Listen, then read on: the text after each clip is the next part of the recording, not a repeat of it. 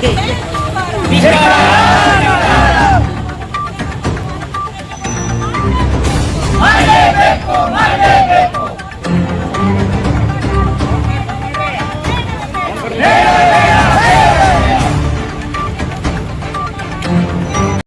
ಹಾಸ್ಟೆಲ್ಗಳಲ್ಲಿ ದುಡಿಯುತ್ತಿರುವ ಹೊರಗುತ್ತಿಗೆ ನೌಕರರಿಗೆ ಸರ್ಕಾರ ಮೇ 22ನೇ ತಾರೀಕು ಅವರಿಗೆ ಕನಿಷ್ಠ ವೇತನ ಕೊಡಬೇಕಂತ ಆದೇಶ ಸುತ್ತೋಲೆ ಹೊರಡಿಸಿದೆ. ಎಲ್ಲ ಜಿಲ್ಲಾ ಕೇಂದ್ರಗಳಿಗೆ, ಜಿಲ್ಲಾ ಪಂಚಾಯತ್ ಇರ್ಬೋದು, ಎಲ್ಲ ಸಂಬಂಧಪಟ್ಟ ಎಲ್ಲ ಇಲಾಖೆಗಳಿಗೆ ಆದೇಶ ಹೊರಡಿಸಿದೆ.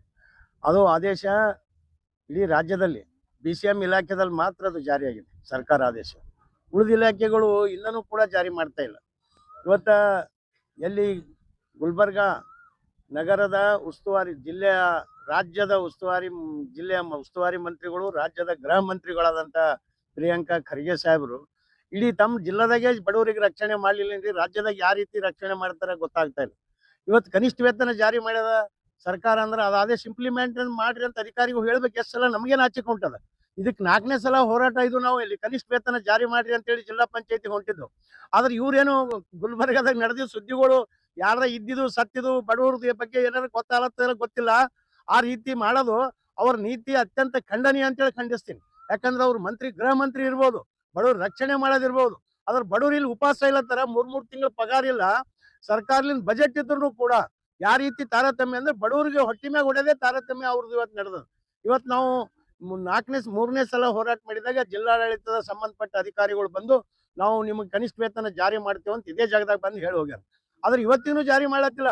ಇಲ್ಲಿ ನಗರದಾಗಿದ್ದಂತ ಎಷ್ಟೋ ಎಂತ ನೀಚರವರು ಖಜಾನೆಯವರು ಇವತ್ತು ಸಮಾಜ ಕಲ್ಯಾಣ ಇಲಾಖೆಗಳು ಬಿಲ್ ನಿನ್ನ ಅಲ್ಲಿಗೆ ಹೋದ್ರ ಇಲ್ಲ ಇಷ್ಟಾಂಗ ಅವ್ರದ್ದು ಆಗ್ತದ. ಅವ ಯಾವನ ಮಾನಸಿಕ ಮರ್ಯಾದೆ ಮಾನವ ಮರ್ಯಾದೆ ಆದ ಇಲ್ಲ ಅಂತ ಕೇಳ್ತೀನಿ. ಯಾಕಂದ್ರೆ ಇವತ್ತ BCM ಇಲಾಖೆ 3 ತಿಂಗಳಾಯ್ತು ಇಂಪ್ಲಿಮೆಂಟ್ ಮಾಡಿ. ಇವತ್ತು ಇವ್ರಿಗೆ ಸಮಾಜ ಕಲ್ಯಾಣದು ಯಾರು ಮಾಡಂದ್ರೆ ನಿಮ್ಗಂತ ಕೇಳ್ತಾನಂದ್ರೆ ಅವ್ನು ಮಂಚ ಹುಟ್ಟಾನ, ಎದಕ್ಕೆ ಹುಟ್ಟಾನ ಅವ್ನಿಗೆ ಒಪ್ಪನ್ ಹೇಳ್ಬೇಕಾಗ್ತದೆ ಖಜಾನೆ ಅವನಿಗೆ. ಅದಕ್ಕೆ ಇಂಥ ನೀಚ ಅಧಿಕಾರಿಗಳು ಯಾರಿಟ್ರು, ಅದಕ್ಕೆಲ್ಲ ಜವಾಬ್ದಾರಿ ಯಾರು? ಜಿಲ್ಲಾಡಳಿತದಲ್ಲಿ ಸರಿಯಾಗಿ ನಡ್ಸ್ಕೊಂಡು ಹೋಗ್ಬೇಕಂಬರಿ ಅವ್ರು ಖರ್ಗೆ ಸಾಬರಿಗೆ ಬಿಟ್ರೆ ಮತ್ತೆ ಅವರ ಇಲ್ಲಿ ಬರವನ ಬಂದ್ ಹಿಂಗೆಲ್ಲ ಮಾಡ್ರಿ ಹಲ್ಕಟ್ಗಿರಿ ಅಂತ ಹೇಳವನ. ಆದ್ರೆ ಅವ್ರು ನಿಜವಾಗ್ಲೂ ಕೂಡ ಇವತ್ತ ಅದೆಲ್ಲ ಬಿಡಬೇಕು. ಇವತ್ತ ಬಡವ್ರ ಪರವಾಗಿ ಇಲ್ಲ, ಜನ ನಿಮ್ಗ ಚುನಾಯಿತ ಪ್ರತಿನಿಧಿ ಅಂತೇಳಿ ಗುರುಸ್ಯದ. ಆದ್ರೆ ನೀವು ಜನರಿಗೆ ಮೋಸ ಮಾಡೋದು, ಇವತ್ತು 4 ತಿಂಗಳು ಗೋ ಆಡಿಸೋದು, ಪಗಾರ ಇಲ್ದೇನೆ ಹೇಳೋದು. ಇವತ್ತು ನಾವು ನೋಡಿದೆವು ಮುರಾರ್ಜಿ ಸಾಲಿ ಮೈನಾರಿಟಿಯರ್ ಅಂತೂ ಅವ್ರು ಮೀರ್ಯಾರು. ಅವ್ರ ಅಧಿಕಾರಿಗಳು ಹೆಂಗಾರ ಅಂದ್ರೆ ಏನೂ ಇಲ್ಲ, ಎಲ್ಲಾನು ಮಂತ್ರಿ ಹೇಳಿದೆ ಕೇಳ್ತೇವೆ ಅಂತ ಓಪನ್ ಹೇಳ್ತಾರ ಅವ್ರು. ಇವತ್ತು ಒಂದು ಔಟ್ಸೋರ್ಸ್ ತೆಗಿಬೇಕು ಹಾಕ್ಬೇಕಂದ್ರೂ ಕೂಡ ಮಿನಿಸ್ಟ್ರಿಗೆ ಹೋಗಿ ಕೇಳ್ಬೇಕ್ರಿ, MLA ಹೋಗಿ ಕೇಳ್ಬೇಕಂತಾರ. ಅವ್ರಿಗೆ ನಾಚಿಕೆ ಮಾನವ ಮರ್ಯಾದೆ ಏನಿಲ್ಲ. ಈಗ ಇವತ್ತು ಹೊರಗುತ್ತಿಗೆ ಏನ್ ಖಾಯಂ ನೌಕರಿ ಅಲ್ಲ, ಅದಕ್ಕೆ ಸಣ್ಣ ನೌಕರಿನೂ ಕೂಡ ಮಿನಿಸ್ಟ್ರಿಗೆ ಕೇಳ್ತೇವೆ, ಹೋಗಿ ಕೇಳಿ ನಾವು ಮಾಡ್ತೇವೆ, MLA ಹೋಗಿ ಕೇಳ್ತೇವೆ ಅಂತಾರೆ. ಇಂಥ ನೀಸ್ತನ ಕೇಳೋ ಉದ್ದೇಶ ಏನಂದ್ರೆ ದುಡ್ಡು ಹೊಡ್ಯೋದು. ಇವತ್ತ ಒಂದ್ ಕಡೆ ಔಟ್ಸೋರ್ಸ್ ತಗೋಬೇಕಾದ್ರೆ ಲಕ್ಷ ಗಂಟ್ಲೆ ದುಡ್ಡು ಹಣ ವಸೂಲಿ ಮಾಡ್ಲತ್ತಾರ. ಒಂದ್ ಕಡೆ ದುಡ್ಡು ವಸೂಲಿ ಮಾಡ್ತಾರ, ಇನ್ನೊಂದ್ ಕಡೆ ಅವ್ರೇ ಹೇಳ್ತಾರ ದುಡ್ಡು ಇಲ್ಲಿ ತಗೊಂಡು ನೀವು ಹೋಗಿ MLA ಮೇಲೆ ಹೋಗ್ರಿ ಅಂತ. ಅವ್ರಂತೂ ಖಾಲಿನ ಕುಂತಾರೆ, ಯಾರು ಹೋದ್ರೂ ಲೆಟರ್ ಕೊಡ್ತಾರೆ ತಗೋರಿ ಇವ್ರಿಗೆ ಅಂತೇಳಿ. ಅದಕ್ಕೆ ಅಂತ ನೀಸ್ತನ ಮಾಡಿ ಬಡವರಿಗೆ ಮೋಸ ಮಾಡೋ ಕೆಲಸ ಗುಲ್ಬರ್ಗ ಜಿಲ್ಲೆಯಲ್ಲಿ ನಡೆದದ. ಅದಕ್ಕಾಗಿ ನಾವು ಹೇಳ್ತೇವೆ ಕೂಡಲೇ ಕನಿಷ್ಠ ವೇತನ ಏನು ಸರ್ಕಾರ ಜಾರಿ ಮಾಡ್ಯದ. ಇವತ್ತು BCM ಇಲಾಖೆ ಅದೇ ಮೈನಾರಿಟಿ ಇಲಾಖೆನೂ ಕೂಡ 1 ತಿಂಗಳು ಜೂನ್ ತಿಂಗಳು ಕೊಟ್ಟದ ಹಾಸ್ಟೆಲ್ಗಳು. ಅದ್ರ ಮುರಾರ್ಜಿಗಳು ಕೊಟ್ಟಿಲ್ಲ. ಇವತ್ತು ಮುರಾರ್ಜಿ ಇಡೀ ಕಿತ್ತೂರು ರಾಣಿ ಚೆನ್ನಮ್ಮ ಇರ್ಬೋದು, ಇಂದಿರಾ ಗಾಂಧಿ ಇರ್ಬೋದು, ಏಕಲವ್ಯ ಇರ್ಬೋದು, ಕ್ರೈಸ್ ವಸತಿ ನಿಲಯಗಳು ಎಲ್ಲಿನೂ ಕೂಡ ಇದು ಇಂಪ್ಲಿಮೆಂಟ್ ಮಾಡ್ತಾ ಇಲ್ಲ. ಅವ್ರ ದರ್ಪ ಹೆಂಗದ ಪ್ರಿನ್ಸಿಪಾಲ್ ಅಂದ್ರೆ ಆರ್ಡರ್ ಆಗ್ಯದ ಅಂತ ಅವ್ರಿಗೂ ಗೊತ್ತು. ಅವ್ರನ್ನ ಮನುಷ್ಯರು ಯಾರ ಪ್ರಿನ್ಸಿಪಾಲ್ ವಾರ್ಡನ್ಗಳು. ಆದ್ರೆ ಅವ್ರ ದರ್ಪ ತೋರಿಸ್ಬೇಕಂತಾರೆ. ಯಾರ್ದು? ಇವತ್ತು ಜಿಲ್ಲಾಡಳಿತ ಉಸ್ತುವಾರಿ ಮಂತ್ರಿದೇ ದರ್ಪ ತೋರಿಸ್ಬೇಕಂತ. ನಾವ್ ಯಾರ ದರ್ಪನು ಬಿಡಲ್ಲ. ಕಾನೂನು ಚೌಕಟ್ಟಿಗೆ ನಾವು ಕೇಳ್ತೇವೆ, ಕಾನೂನು ಹಿಡ್ಕೊಂಡು ಹೋಗ್ಲತ್ತೀವಿ. ಕಾನೂನು ಬಿಟ್ಟು ಏನ್ ನಮ್ಮ ಮನಸ್ಸು ಬಂದಂಗ ನಾವೇ ಕುಣಿಲತ್ತಿಲ್ಲ, ಕಾನೂನು ಚೌಕಟ್ಟಿನಾಗ ಕೇಳತ್ತೀವಿ. ಖರ್ಗೆ ಸಾಹೇಬ್ರಿಗೆ ಹೇಳ್ತೇವೆ, ನೀವೇನ್ ಕನಿಷ್ಠ ವೇತನ ಸರ್ಕಾರ ಒಪ್ಕೊಂಡದ ನಿಮ್ದೇ ಸರ್ಕಾರ, ನಿಮ್ದು ಸರ್ಕಾರ ಒಪ್ಕೊಂಡಿದೆ. ಒಂದ್ ಕಡೆ ಕೊಡಲ್ಲ, ಬಡವರಿಗೆ ಒಮ್ಮೆ ಕೊಡ್ತೀರಿ ಅಂತ್ರಿ. ದಲಿತರು ಇದ್ದೇವಂತ್ರಿ. ಹೌದು ದಲಿತರು ಇದ್ರಿ.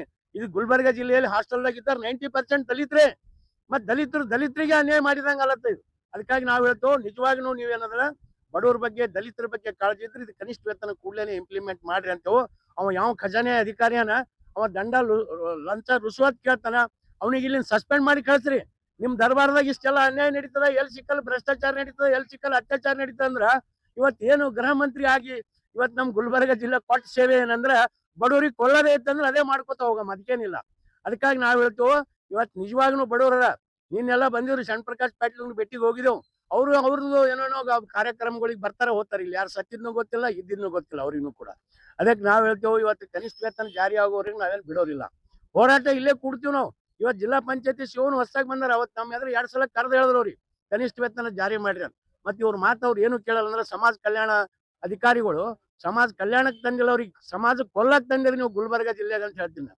ಸಮಾಜ ಕಲ್ಯಾಣ ಅಂತಂದ್ರೆ ನೀವು ಯಾವ ರೀತಿ ಮಾಡ್ಬೇಕು? ದಲಿತರಿಗೆ ನೀವು ಅನ್ಯಾಯ ಮಾಡ್ತೀರಿ ಅಂದ್ರ ಇವತ್ತು ನಿಮ್ಮಂತ ನೀಚ ಬುದ್ಧಿ ಯಾರ್ದು ಇಲ್ಲ. ಅದಕ್ಕಾಗಿ ನಾವು ಕನಿಷ್ಠ ವೇತನ ಜಾರಿ ಮಾಡೋವರೇನು ಕೂಡ ಇಲ್ಲಿ ಎದ್ದೋಗಲ್ಲ. ವಾರಕ್ಕೊಂದು ರಜೆ ಕೊಡ್ತೇವೆ ಅಂತ ಹೇಳಿ ಒಪ್ಕೊಂಡಿದ್ದದ, ಮೀಟಿಂಗ್ ಮಾಡ್ತೇವೆ ಅಂತ ಹೇಳಿ ಆ ಹೆಣ್ಮಗಳು ಸಮಾಜ ಕಲ್ಯಾಣ ಅಧಿಕಾರಿ ಪ್ರೀತಿ ಅಂತ ಹೇಳಿ ಇವತ್ತಿಗೂ ಮೀಟಿಂಗ್ ಮಾಡಲ್ಲ. 1 ವರ್ಷ ಹಿಡಿದು ಸುಳ್ಳು ಹೇಳ್ಕೊತೇ ಬಂದಾಳ ಇಲ್ತಾನ. ಅಂದ್ರೆ ಸುಳ್ಳು ಹೇಳೋದಕ್ಕೆ ಮಿತಿ ಅದಲ್ಲ, ಒಂದ್ಸಲ 2 ಸಲ ಹೇಳ್ಬೋದು, ಒಂದೊಂದು ವರ್ಷ ಸುಳ್ಳು ಹೇಳೋದು. ಮತ್ತೆ ಔಟ್ಸೋರ್ಸ್ ತೊಲಕ ಹೊರಗುತ್ತಿಗೆ ನೌಕರ ತಗೋಬೇಕಾದ್ರೆ ಲಕ್ಷ ಗಂಟೆ ಲಂಚ ತಿಂತಾರೆ. ಇಡೀ ಇಲಾಖೆನ ಉಣಗ್ಬಿಟ್ರ. ಇಡೀ ಸಮಾಜ ಕಲ್ಯಾಣ ಏನೂ ಇಲ್ಲ, ಪೂರಾ ದಿವಾಳಿ ಆಗ್ಯದ, ಬರ್ಬಾದಾಗ ಹೋಗ್ಯದ, ಏನು ಇಟ್ಟಿಲ್ಲ. ಆಫೀಸ್ ಪೂರಾ ನುಂಗ್ಯಾಕಲಕ್ ಅವ್ರು ನಾವು ಕೇಳತ್ತಿಲ್ಲ. ಆದ್ರೆ ನಮ್ಮ ಹೊರಗುತ್ತಿಗೆ ನೌಕರ ನುಂಗ್ಲಾಕ್ ಬಂದ್ರೆ ಇವ್ರಿಗೆ ಬಿಡಲ್ಲ, ಇವ್ರಿಗೆ ಸರಿಯಾಗಿ ಪಾಠನೇ ಕಲಿಸ್ತೀವಿ ಅಂತ ಹೇಳ್ತಾನೆ. ಈ ಹೋರಾಟ ನಾವು ಜಿಲ್ಲಾ ಪಂಚಾಯತ್ ಶಿವರು ಬರ್ಬೇಕು, ಯಾವ ಸಂಬಂಧಪಟ್ಟ ಎಷ್ಟೋ ಯಾಕೆ ಬಿಲ್ ರಿಜೆಕ್ಟ್ ಮಾಡ್ತಾನೆ ಹೇಳ್ಬೇಕು. ಅದಲ್ಲದೆ ಇವತ್ತು ಕರೆಸಿ ಅವರಿಗೆ ಅದೇ ಬಿಲ್ ಪಾಸ್ ಮಾಡಿ ಎಲ್ಲರಿಗೆ ಕನಿಷ್ಠ ವೇತನ ಸಿಗುವವರೇನು ಕೂಡ ನಾವು ಬಿಡಲ್ಲ. ಅವ್ರು ಒಂದು ಸಭೆ ಮಾಡ್ಲಿ ಅಂತ ಹೇಳ್ತಾ ಇದ್ದೆವು. ಜಿಲ್ಲಾ ಪಂಚಾಯತ್ ಶಿವ ಎಲ್ಲಾ ಸಂಬಂಧಪಟ್ಟ ಅಧಿಕಾರಿ ಕರೆದು ಒಂದು ಸಭೆ ಮಾಡಿ ಈ ಸಮಸ್ಯೆಗಳು ಏನೋ ಹೊರಗುತ್ತಿಗೆ ನೌಕರರು ಇರ್ಬೋದು, ವಾರದ ರಜೆ ಇರ್ಬೋದು, ಅವ್ರದ್ದು ವೇತನ ಬಾಕಿ ಇರ್ಬೋದು, ಎಲ್ಲಾ ವಿಷಯನ ಬಗ್ಗೆ ಚರ್ಚೆ ಮಾಡಿ ಅದು ಬಗೆಹರಿಯೋನು ಕೂಡ ಈ ಸಲ ನಾವು ನಿರಂತರ ಹೋರಾಟ ಮಾಡ್ತೀವಿ. ಈ ಹೋರಾಟ ಇಷ್ಟಕ್ಕೆ ಮುಗಿಸಲ್ಲ ಅಂತ ಹೇಳ್ತಾನೆ. ಕೂಡಲೇ ಜಿಲ್ಲಾಡಳಿತ ಎಚ್ಚೆತ್ಕೊಂಡು ಬಡವರ ಪರವಾಗಿ ನಿಲ್ಬೇಕು ಅಂತ ಹೇಳಿ ಹೇಳಕ ಈ ಒಂದು ಪ್ರತಿಭಟನೆ ಇವತ್ತು ನಾವು ಹಮ್ಮಿಕೊಂಡಿದ್ವಿ.